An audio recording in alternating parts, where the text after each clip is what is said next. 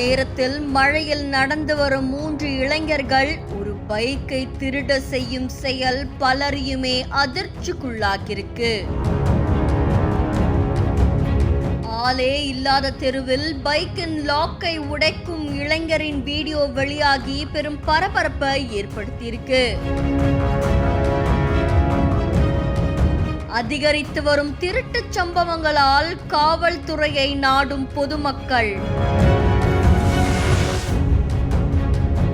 கன்னியாகுமரி மாவட்டத்துல இருசக்கர வாகனங்களை திருடி வெளி மாவட்டத்துக்கு விற்கக்கூடிய கும்பல் அதிகரிச்சுட்டு வரதா புகார் ஒன்று எழப்பட்டிருக்கு. இந்த நிலையில இளைஞர்கள் தான் இதுல அதிகமா ஈடுபட்டு வராங்க அப்படின்ற மாதிரியும் கூறப்படுது.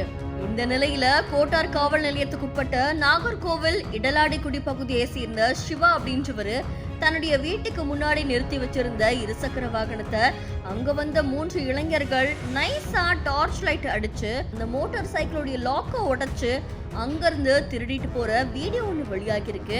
இந்த வீடியோ இப்ப சமூக வலைத்தளங்கள்ல பரபரப்பை ஏற்படுத்தியிருக்கு. இதை பத்தி சிவா அவர்கள் கோட்டார் காவல் நிலையத்துல புகார் ஒன்று கொடுத்திருக்காங்க. புகாரின் அடிப்படையில போலீசாரும் சிசிடிவி காட்சிகள் மூலியமா விசாரணை மேற்கொண்டு வராங்க அப்படின்னு கூறப்படுது. இந்த செய்தி தொடர்பான உங்களுடைய கருத்துக்களை நம்மளுடைய பிஹைண்ட் நியூஸ்ல பதிவு செய்யுங்க. மேலும் செய்திகளுக்கு ஃபாலோ பண்ணுங்க.